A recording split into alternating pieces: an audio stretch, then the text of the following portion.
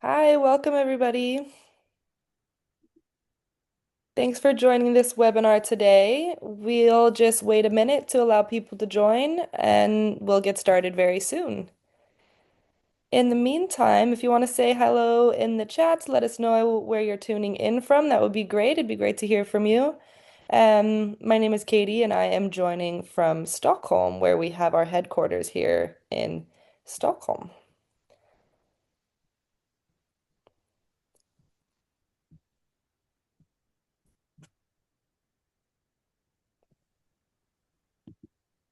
We'll get started in just a few minutes.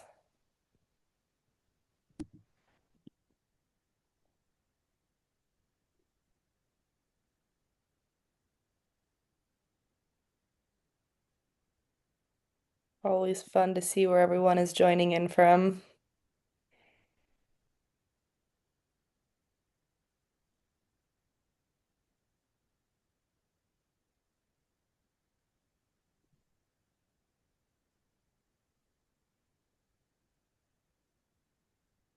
Lovely. All right. I think we're ready to get started with the session. Thank you so much for joining us today. Again, my name is Katie. I'm here at Kognity, and I'm very happy to welcome you to today's webinar, Think More, Not Less, AI and what IB schools can do now. Leading our session today will be Michelle. Michelle is an IB workshop leader and a senior examiner who trains educators globally on literature, extended essay, and AI integration. Her work bridges literary analysis, research skills, and emerging technology. She is a published curriculum author with HarperCollins and Pearson International and serves as a domain expert for AI labs developing K-12 education applications. Currently an MYP coordinator and DP teacher in Palm Beach County, Michelle tests all frameworks in her own classroom before scaling them through professional development like this. Before I hand over to Michelle, just a couple of things I'd like to mention. So, firstly, this webinar is being recorded and you'll all receive the recording link by email afterwards. Um, so I believe that's it, and we're ready to get started. And I will hand it over to you, Michelle. Thanks so much for being here with us today.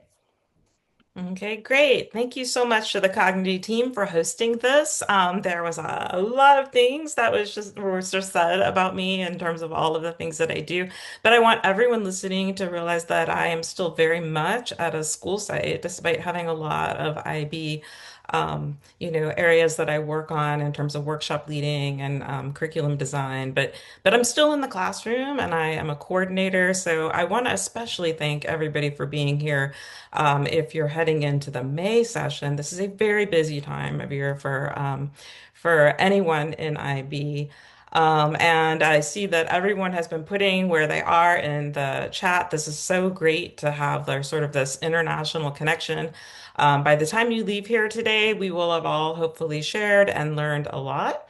So the title of this is Think More, Not Less. What can you do now? There's a lot of ed tech out there. There's a lot about AI, but what can we do right now in 2026 to help our students, ourselves, and our sanity? That's kind of where we are. One of the things that I've been for the past 15 years is the CAS coordinator, and I wanted to start today talking about sort of some of the cool things. Certainly, I realize, and we talk about this in my theory of knowledge class all the time, that AI has a side where there's a lot of energy consumption, there's a lot of ethical considerations, but in the consideration of CAS, what it can do in terms of community-minded things for the world, these are some things I came across that I found really interesting. There's an AI-powered app called Farmer Chat, which I'll talk about a little bit later, but it's advising farmers across 5 countries and their own languages. And it's has just in the last year alone over 2 million questions were asked and answered. And it's doing a lot for small farming communities in places like Brazil and Ethiopia. And then another one that's here is, and I think this is really cool because it's a youth team in Libya that built an AI warning system in response to a trauma that happened in their community, that a flood that killed nearly 6,000 people. And in response to that, they did something really innovative with AI and they reached over a million which reaches now over 1 million people through real-time alerts and has increased emergency responses by 70%. And so things like this are going to be, projects like this are going to be showcased at the summer in Geneva. There's an event called AI for Good. So I just kind of wanted to put that on people's radar. But with that being said, and you can respond in the chat if your experience with AI is a little bit like what you're seeing on the screen.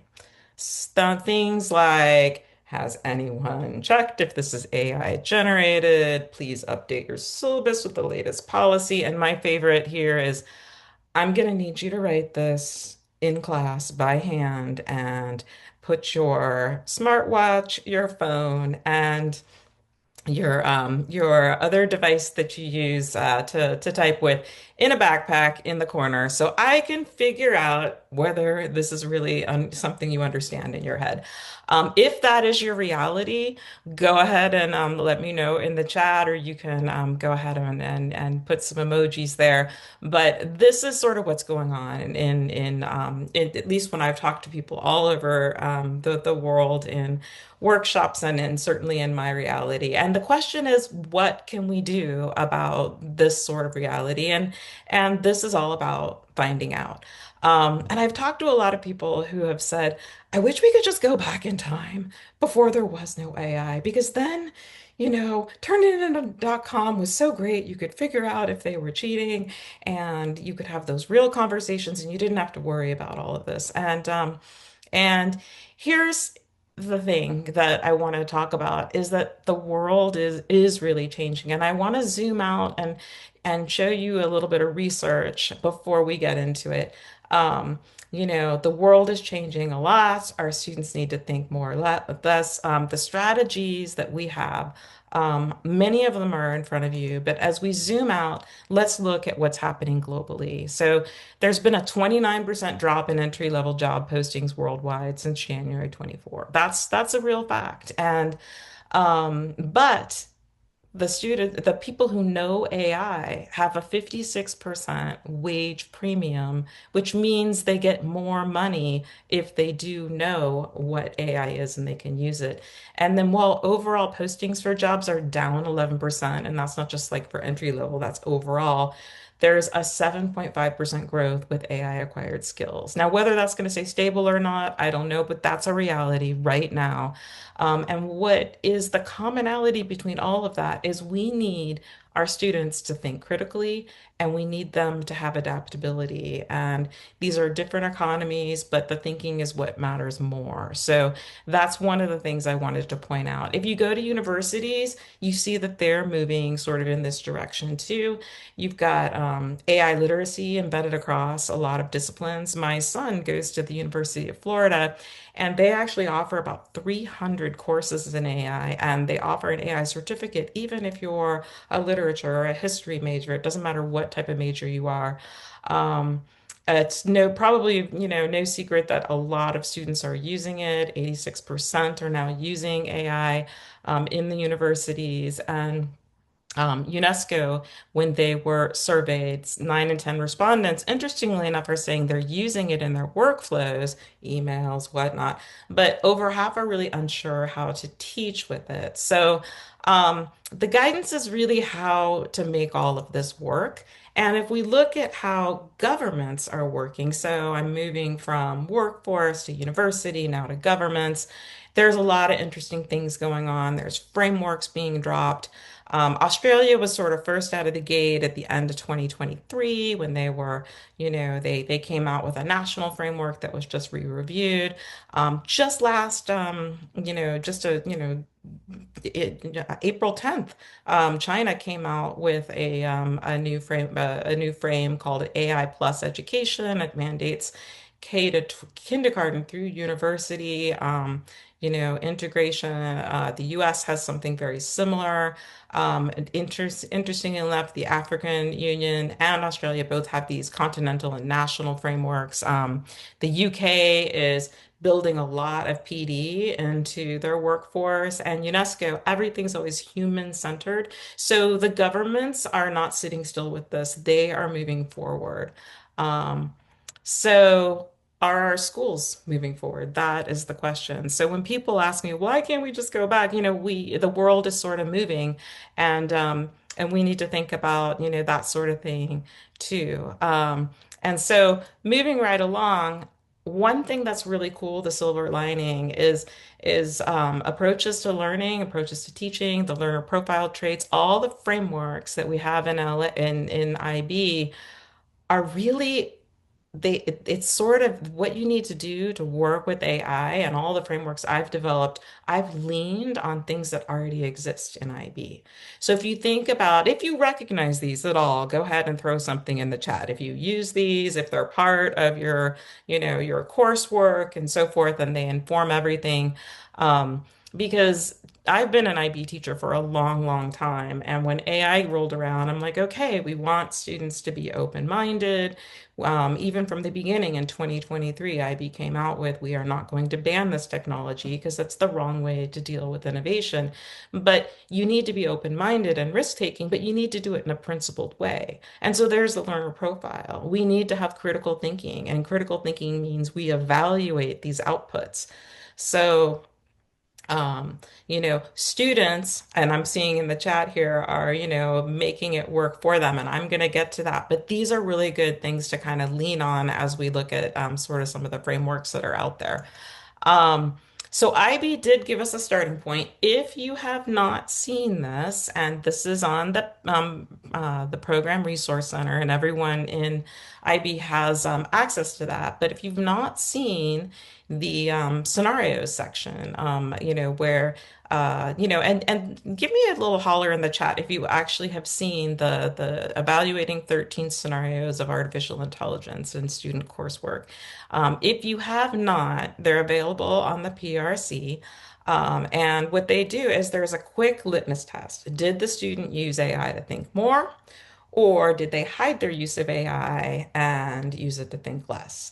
But what's really cool about these, and I've used them with adults, with students, is they give you 13 real scenarios of what it looks like in terms of, is this permissible or is this not permissible use of AI? And it clarifies a lot. It clarifies a lot for our students. So it was some guidance, but as I was thinking about it, it's good guidance, but there weren't as many strategies as I would have liked. So that's what I'm starting to build in as strategies, and that's what you'll get a little bit later in this session. But I want to start with what IB has. So if you haven't seen this document, I would definitely recommend getting your hands on it. I see people saying, I have no idea. Take a look at the PRC, and I will, toward the end, tell you sort of how to get there. It's a little bit of a windy road if you've ever navigated the Program Resource Center in IB, but it's definitely available. So this is something that's just out, and you might not know about it yet, but at the end of February, IB updated its academic integrity policy, and there's a little more teeth in the policy. So the AI misuse is explicitly named. It used to be that AI was just named in Appendix 6. Now it's a little bit more throughout the guide. But the biggest thing that I noticed, and this is a really small sentence, and if you're not reading it carefully, you might miss it. But on the bottom, I put it in orange here. Non-generative tools only for grammar and spell checkers. And what does that mean? That means it's perfectly fine if you're in Google Docs or Word to go ahead and use their grammar checkers. But if you start using Quillbot or Grammarly, those are generative tools. And this is the first time that IB is actually saying that non-generative grammar checkers are permitted, which means that they're not necessarily permitting those grammar checkers that are generative. So I wrote the line, generative tools cross the line. They didn't, but that's what I'm getting from that, is that they're saying if it's non-generative, it's fine. So I tell my students, go to Word, if it's putting an ly on the end of a word, if it's missing a word, that's perfectly fine. But I think that's just a nuanced thing, because I think there was confusion before. Things like Grammarly, they literally change the way your language works. They change content. So this is something that, and somebody said I would like the link. You can find this in Appendix 6 of the new Academic Integrity Guide, and I will walk you through how to get to those things by the at the end of the at the end of this. I'll kind of walk you through, sort of the maze of the PRC, and we'll talk about that. But it's actually, if you just go to the front page for the PRC and you scroll down a little bit to February postings. The recent academic integrity guide is up there, and you just scroll all the way down to Appendix 6, and that's where this non-generative part is. So, um, you know, so it doesn't say that. I'm looking in the chat, like which generative tools students cannot use, but it's saying that non-generative is permissible. So before it was just like students can use tools, and now it's saying, well, they can use tools, but they're non-generative. So to me, that's it's a pretty clear line that we need to stick with those non-generative tools because that's what's being permitted.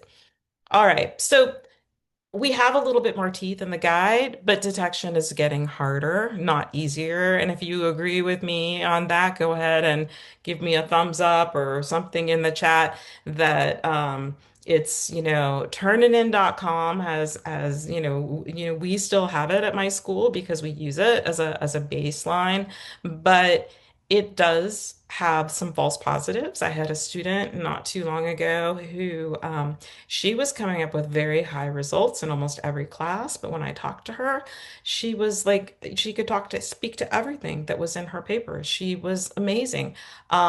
She was Venezuelan and she did not have English as her first language, and it was giving false positives because she writes in a patterned way. So, our students live in fear, some of them who actually write their own work, that they're going to be accused of having, work that's been generated. Now, there are plenty of students who are offloading, and part of my framework is how do we talk to the students and figure out what they know, and how do we put them back in their own thinking? And I'm going to be getting there in a few minutes, but the detection has actually gotten harder. Some people use sort of draft back for the document history. That can be fake now. You can have AI agents. It's amazing some of the things they have out there. Create documents in real time and make it look like you're typing. And even basic grammar features like in Grammarly can change meaning. And so we have a lot of things. Detection is not really the answer. So I'm focusing more on trying to build something that focuses on prevention and strengthens critical thinking. And these are the things that you're going to get today. I have three things that I'm going to roll out. You have QR codes for them, and they're built into the slide deck. One is called Think First. It's a sequence that I use in class. You can use for any assignment across any course in IB or otherwise.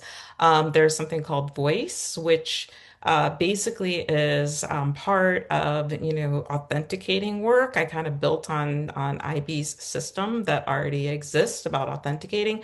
And Guided Pathway is really geared toward research. How do we work with students? Any rate. So these are the three frameworks we're going to be getting into.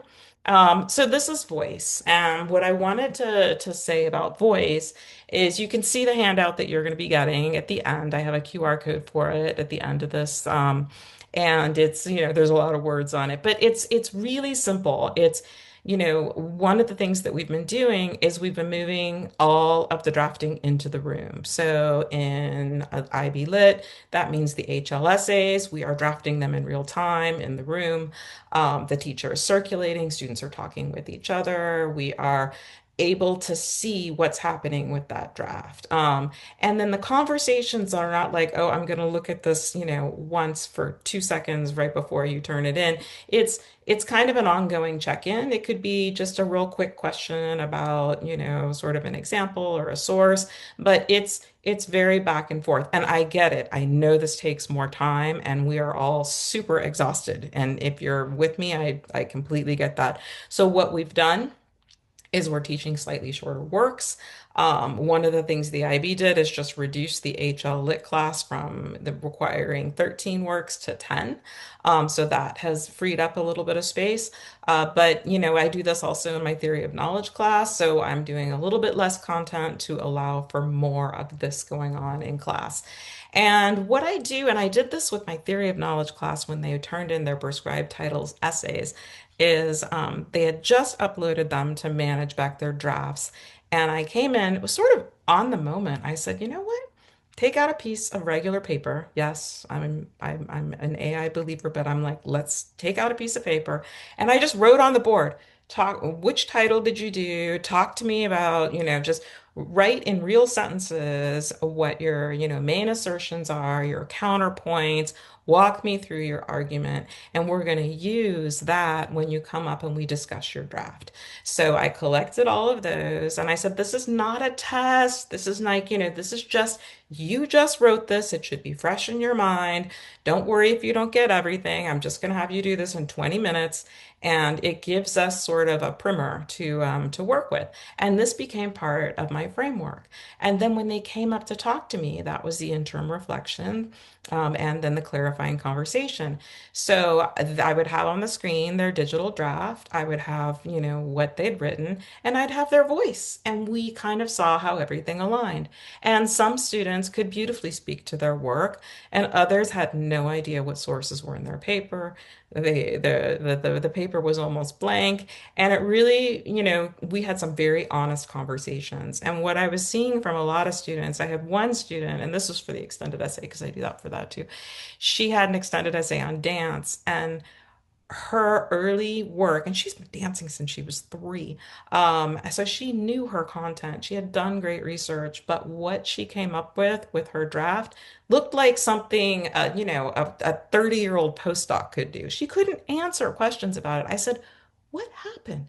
And she actually said to me, um, I feel pressured to use some of these tools because I don't think my voice is good enough because everybody else is using them. So it's the fear that was sort of getting to her. So what I said is, I really need to hear your voice. Your voice is definitely good enough. Talk me through what you do know. Take all of this out and let's go back to your sources. And then what she ended up turning in was really great. It was a little clunkier than what she had before, but it was authentic. And she wrote in her Viva Voce, it like almost actually made me want to cry because she wrote in her Viva Voce, I was afraid my own voice wasn't good enough. And I realize now that it is. And I know these conversations take time, but I think we're seeing this sort of, at least I'm seeing this sort of all across the board. But I literally say to students, if you can't speak to this, I can't authenticate it. I can't authenticate something that you can't explain. And I realize that there's a lot of pressure out there from administration saying, well, if you can't prove that they cheated, then we have to send it through. But IB's really clear on this. We are the line of authentication, and I'm not asking them to, rewrite their paper word for word. I'm asking them to speak to things. How does this source work and so forth. So, one of the things that I learned also along the way that writing copious comments in the notes, or in the margins, which I've always worked for me, and not enough to like, change their thinking, but to get them to really think used to work. They were uploading those comments into an LLM and then generating from there. So now I'm like, oh, I mean, I'm like, I was just floored. And then they all admitted it, and like not right away, but they were like, yeah, we did that. And I said, what is going? So the speaking, the actual voice part is actually working. And then toward the Viva Voce, that evidence of ownership, we are having almost every um, course, whether it's like the HLSA or, the theory of knowledge, have the oral component is now at our school required as part of when they turn everything in, so um, yeah, so yes, I do still write on their drafts, but it's very simple things that won't help them with a large language model and gets them back into their thinking. So anyway, that is voice. And one of the things that I wanted to point out also was in terms of this voice framework, is that this is something that we do for process-based authentication. It's just something that I have, kind of created that helps, with strategies for that. But what do we do in the day to day? And this is sort of a cool thing that, again, I sort of came up with on the spot. Like, those of you who teach literature might recognize sort of this whole idea of color marking and patterns. We were working on Zora Neale Hurston's Their Eyes Were Watching God. And I had students in class, we had different passages all over the place, color mark, highlight, analyze. For paper one, they'll need to do that with something in a cold read. For paper two, they need to really know their work. So this was sort of getting them ready for both paper one and paper two simultaneously. So once all of that heavy lifting was already done and all of that hard work, um, the idea is that the student then turns to AI, not before this work. So it's the think first, and then look at the student's prompt here.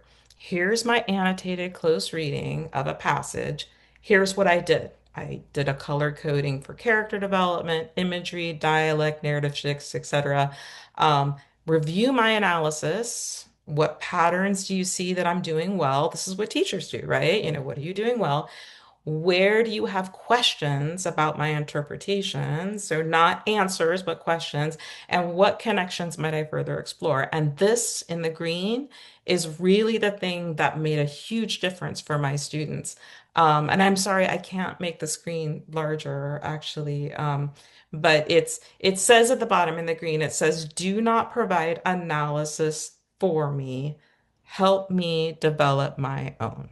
Um, and that parameter, that constraint, that guardrail, whatever you want to call it, my kids they were lost their minds. They're like, this is so great. Now I can do this on my own. I can actually use AI, and the AI will look what it came up with, because they're not done at this point. They go through, and the next thing, I use Claude AI. Claude is generally not used in schools, it's more used in colleges, but it's I use Claude AI to do this as a demo. But take a look at what it came back with. It literally affirmed with specificity what the student was doing. It said, you're tracking something really sophisticated with narrative shifts in voice. You've essentially mapped that Hurston's narrator ends and the character begins, where that happens. And that's really hard to do. So the student's like, "Ooh, wow, I didn't even really notice that was cool, and I'm doing it." Turning the student's own words back, like, hey, you wrote that Janie was helpless and powerless when she listens to others. Is she escaping?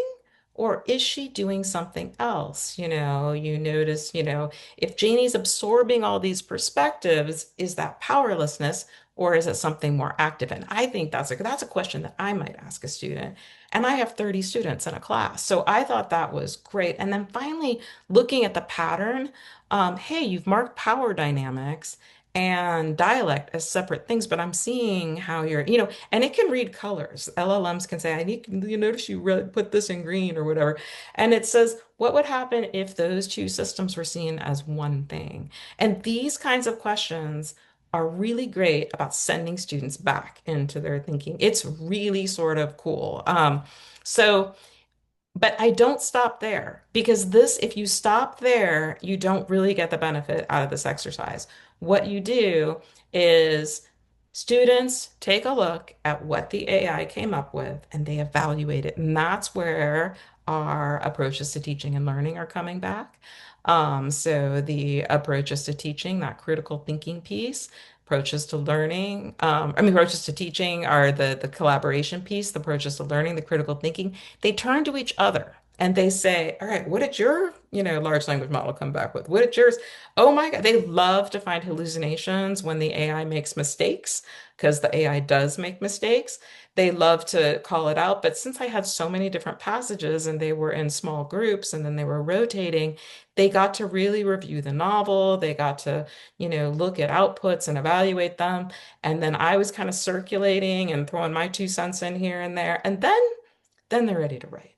So if you see the collaboration on so many different levels, it's not just collaborating with the LLM, it's not just the students sort of siloed at home doing this all by themselves. So much can happen in the classroom. It was really actually sort of a really cool thing that we did. And this will could you could do this in biology, you could do this in history. Anytime you want students to analyze something sort of on their own and then have them turn to an LLM and then have them turn to other students, and get the teacher involved. It's sort of been working for me. And notice on the bottom, the AI didn't get the last word, the student did. So that's been sort of helpful.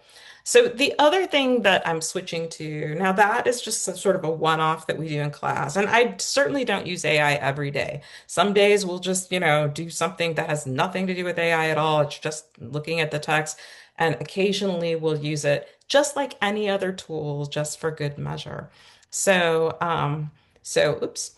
So the next thing that I came up with, and again, you'll get these are take home favors, is what do we do with research? Like, how do we guide students through research without them saying, all right, give me a research question and write this for me. So the guided pathway is something that I came up with where sometimes it's okay to start with AI as a brainstorming tool. My last thing, the student didn't start with any AI at all. This time, they're starting with a brainstorming tool. And again, using whatever is permissible in your context, whether that's magic school. We actually have Khan Academy's Khanmigo, which is designed to just answer or ask questions instead of give answers. But whatever tools are appropriate for your context, have them just sort of ask some questions back and forth, get that iteration going. And then, if you are familiar with, how many of you just put in the chat are familiar with visual mapping tools and their use for research? Is there anyone who knows what Research Rabbit or Connected Papers is? So this is called Connected Papers. And it's just something that's available. Students can get a handful of free hits. Research Rabbit is also, it has actually a little bit more of a free hits, but what it does is they put in one paper and then it visually maps all the different papers that they could, each dot is a paper. So many times when students are like, doing research for the extended essay, they don't know where to start, and they haven't had time to meet with their supervisor yet, and they're completely lost. So this gives them a starting place. And what they do is they go ahead and they take a look at these maps, and then each one of these is an actual paper. And then some of them will be available in PDF.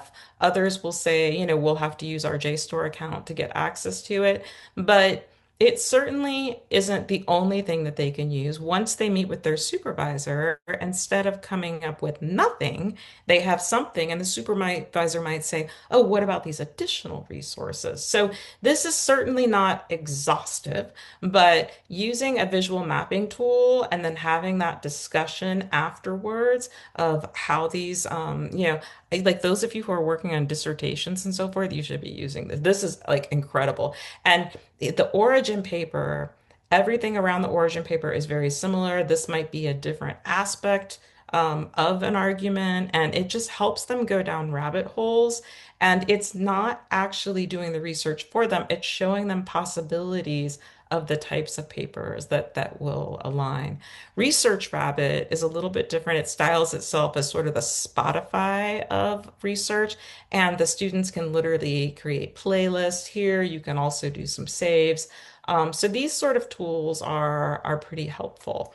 Um, and then once they've mapped the conversation, and here's the key to the framework, once they've mapped the conversation, they need to actually read the paper instead of just a little abstract or whatnot. They need to read the whole thing. And they need to be able to speak to whatever papers are in their final drafts. And that's where we have that discussion. Once all sources are cited, there's a trail of what they found, and then this kind of dovetails with the voice, where you've done the research and now so voice authenticates what this is and the guided pathway sort of guides them and then together they go from their first inquiry to their final submission, so they're kind of meant to be go work. So the question about Research Rabbit and connected papers, there's also something called lit maps being behind a paywall. What I've found is that students get a handful of hits on this. Okay, so they get like, 3 or 4 searches, and that's enough to get them started because then once they work with a supervisor, so they usually get a handful of free ones. Once they get to college, a lot of these are included in what they're doing. Perplexity, which is a lot like ChatGPT, is another platform. It's like Claude, ChatGPT, Gemini, but Perplexity is actually designed for research. So that is very interesting. It always gives you the sources when you do the searching. It's not a visual mapping tool, but it is a lot more transparent with its sourcing. So that's just something to think about. One thing that I wanted to bring up also, so I know I'm kind of rushing through this a little bit, but I want to give you as like many things to think about. How many of you are familiar with NotebookLM? Is there anyone out there who has ever worked with NotebookLM? So it's a Google tool, and all you need to use NotebookLM is a Google account. That's it. So if you have a Google account, just a regular Gmail account, you can use it. Our school is wall-to-wall Google, so we have it on our waffle tile. Students have to be 18 to use it, so this isn't for them to use. This is for you to use, but it's really a great tool because what it does is create some things with sources. And I'm just going to kind of show you behind the scene what it looks like. So you can see right here, I have created through NotebookLM. So like, here's some of the things that I've created for like the extended essays. I've created things for this workshop. And then if you want to create a new notebook, you just kind of click a plus here. And right now I'm in my voice framework. I've created a bunch of different sources, but you can literally create a podcast with documents. You can create mind maps, flashcards, infographics. And it's pulling from the sources that you put. So I put my original frameworks in here and I went ahead and so what you would do is you would just say, I want to do um, basically it would say, I want to do an infographic. So you would click here and you would just type you would type a prompt that, create infographic that links these two frameworks together and however you would like to do it. And then you generate it. And then I'm going to go ahead and be like one of those cooking shows where it's sort of already done because it takes a few minutes for it to happen. And if you look all the way down here, you can see what it generated for me. So it basically took the two frameworks I just showed you and said, here's what students do. And then the thinking stays with them. They have to be transparent with their documentation. It talks about the voice framework. And then it talks about the difference between a traditional focus and a guided pathway. It's not perfect. I don't love it 100%. I've done some things with it with the extended essay where it's still saying the new extended essay is 34 points instead of 30. So it makes mistakes, but it is something that is interesting because it takes that visual thing. My students use things like this to help them study so they can understand dense documents and just sort of break them down a little bit. But the flashcards part is really awesome. So it's just something to play with. And I think that it's sort of worth looking at because it's a new tool that's fairly easy to use. And again, this is where, the thinking is mine, but the tool made it sort of travel. Again, you have to use your best judgment. There are things on this that I would change. I don't think there's enough discussion part in the top part here. But it does show some of the visual mapping and so forth. Again, not perfect, but any rate. So something to add to your toolkit. All right. So what does think first look like in action? The thing that I did with the highlighting of the student response, I actually built a framework for that. It works for everything, So, but basically here's the steps. Think independently, use AI as a thinking partner, evaluate the output, go back to the original ideas, collaborate with whomever, and the teacher guides it. You could use this if you are an administrator. Maybe you're trying to figure out how to do some assembly and you put it in and then you think about it and then maybe you run it by somebody in the hallway and then you realize, oh, that's going to break our fire code rule, so we can't do that. And you collaborate and then you go back. So again, never taking it at face value. So that's just something to think about. Um, so one of the things that I wanted to point out too, this is also hot off the presses, and we will get to questions at the end. Oh, and I see somebody who's talking about Gemini and NotebookLM. You can combine a lot of these because it's part of the Google, sort of ecosystem. So draft AI, a draft of AI design. Okay, this is in process. IB gave us the 13 scenarios. They're updating sort of their academic integrity guide. But here's the thing. They haven't had anything come out in a while, but they are working behind the scenes. In fact, one of the people they're working with is Claire Lynn Hawking, who actually did a Cognity webinar not too long ago. She's amazing. And they're coming out with principles to help guide us. They are also asking, and this is in my source thing at the end, for input for you. So this is in process. It's a draft. They want your input. So if you go to the website, and you could even just Google, draft AI design principles from IB, and it'll come up. And there is a link where you can put your 2 cents in. But I want you to notice that the frameworks that I put together already have a lot of this at the center. It's educator agency, it's integrity and trust, it's equity and inclusion, it's caring and balance. It's all of those kinds of things are sort of built in, sort of in a positive way rather than we are going to get you on this. Um, and so, um, and I also wanted to say this tracks with not just people in education, but this is a recent article I read about AI executives and what they tell their own kids about the future. Notice what, the president of Anthropic said. She's like, what's not going to be replaceable is how you treat other people, how kind you are. I mean, that's like learner profile all over it. Ethan Mollick, if you are not following anyone in AI and education or AI at all, follow Mollick. He is a professor at Wharton in business. He's amazing. He is just prolific and I've learned a lot from him. But he talks about generalists and how people who can think in a lot of different disciplines, think TOK, think how we have to, think interdisciplinary in IB. He's like, those are the people who are going to be successful in the workforce. The chief scientist at Microsoft talks about flexibility, adaptability, critical thinking, all skills in IB. And then the co-founder of Paid AI says that, do something you care about, do something that matters to you. So these are the people that are in AI and very high in it, and that's what they're telling us. I want you to point out that all of this transfers. It's in classrooms, it's in leadership, it's in professional work.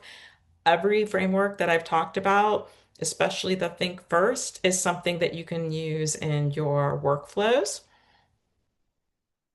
And here's something that I want to talk about too. And I tell this to my students. In the fall, Deloitte, which is one of the top accounting firms in the world, they had a 440,000 Australian government report that was riddled with AI errors. And one researcher figured it out and caught it all. And it was a disaster because people who are very good at their jobs, basically outsource the thinking. And I said to my students, I'm like, don't be that person. We really need to learn how to do this.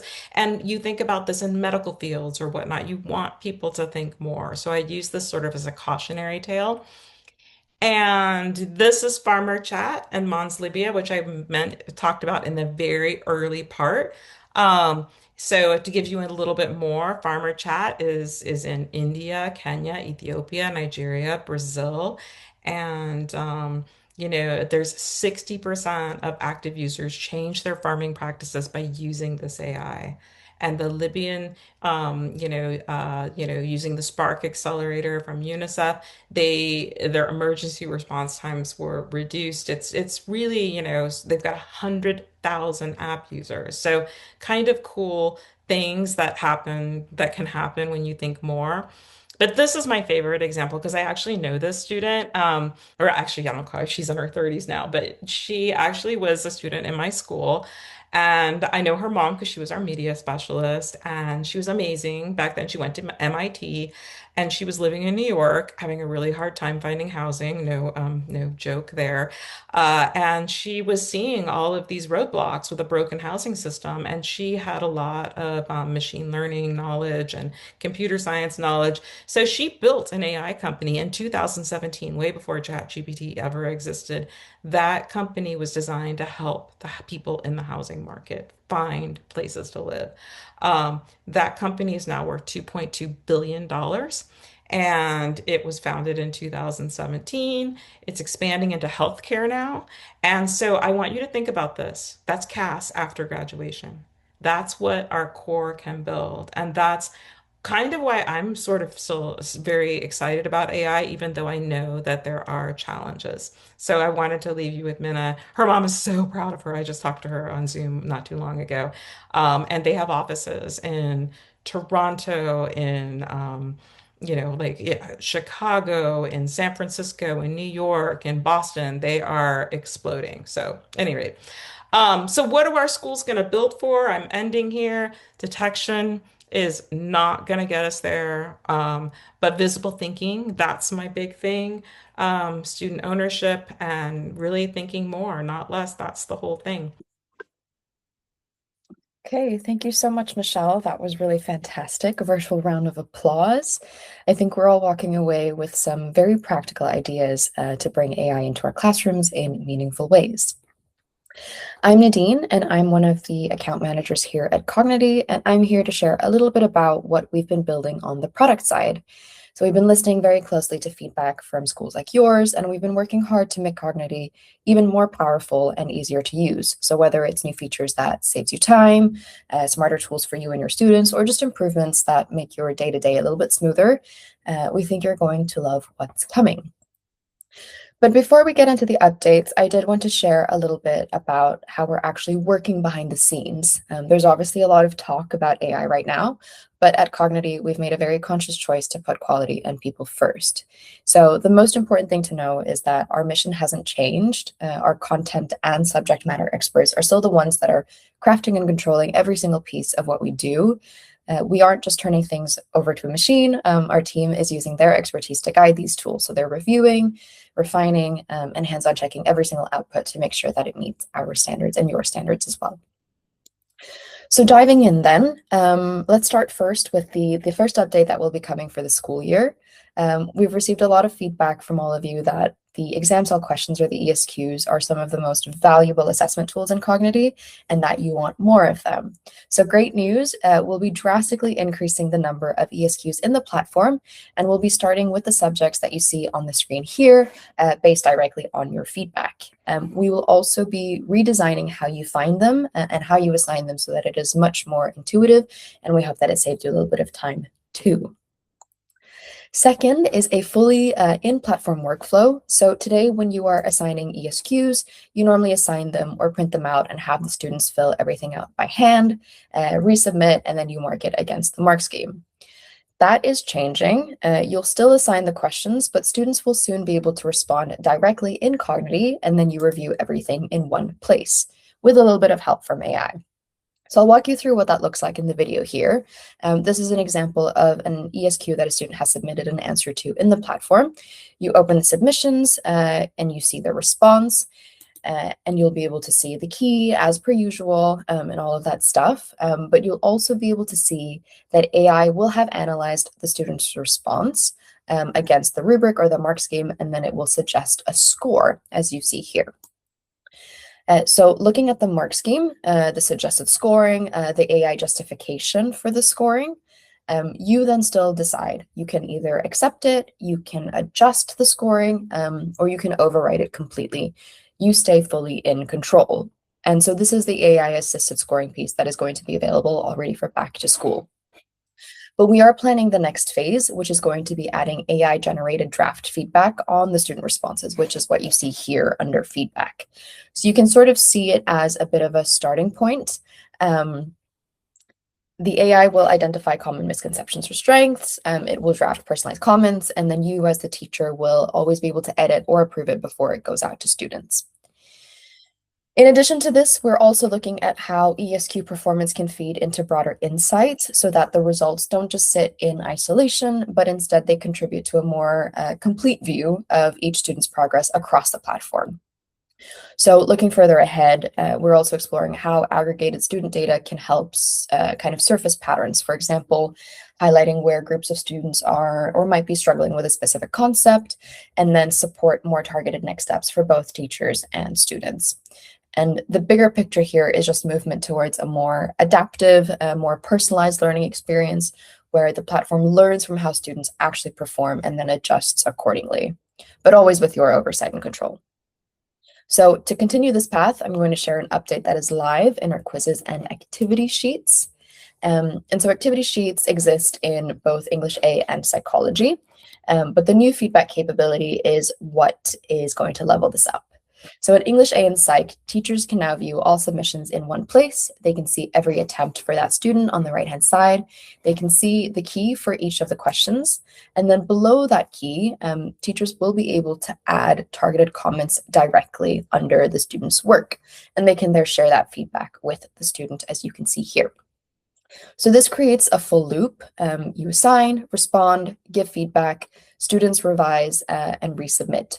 And because it's all built into the platform, you're not adding any new assessment types or adding extra workflows. And so this matters a lot, especially in the IB, where as a former student myself, it's not just about the correct answers, but it's about the interpretation, it's about the argumentation, the evaluation. And so as a teacher, you'll be able to coach students and their thinking within the platform rather than just marking their answers. So you might write something like, good start, you've identified the main idea, but can you develop your argument further by linking it to a specific concept? And then you can track how they're improving across attempts. The direction that we're moving in is to make all parts of the textbook work more like this, not just the activity sheets. So students would be able to interact and respond as they're learning and not just at the end of a unit. And so for you as teachers, that means that you see what's happening in real time and that you can step in earlier or where somebody is stuck. Okay, so in terms of new subjects that will be coming to Kognity this year, we have computer science, which I think fits very nicely into today's theme. And students will be able to engage and submit work throughout the course, as well as through a very comprehensive set of ESQs aligned to the curriculum. And a key feature is going to be the embedded coding environment, which will allow students to write, run, and test their code directly within the book. So there's no need to switch between platforms or even set up external tools. And so students can work in both Java as well as Python, which will give them the flexibility to practice in whatever language suits their learning or even their assessment needs. And just in case we have a few heads of sciences or IB coordinators joining us today, just to give you a sense of what's going to be there, we've covered the full IBDP computer science curriculum, and this means everything from computer fundamentals and networks to machine learning and object-oriented programming. We will be releasing a preview of the book towards the end of May, and then the full course will be ready for back to school. And last update, you may have heard, but we are also releasing an MYP product for integrated sciences for MYP 4 and 5, and we'll be launching this August. It's currently being piloted with select schools, and we're very excited to release this fully for school this year. And that's all for me today. Thank you everyone again for joining. Thanks again to Michelle. If you have any questions about any of the product updates I shared, please reach out to your account manager. If you're not sure who that is, please email support@kognity.com and they will connect you. Michelle's email is also included there at the bottom in case there's anything else you'd like to ask or even follow up on.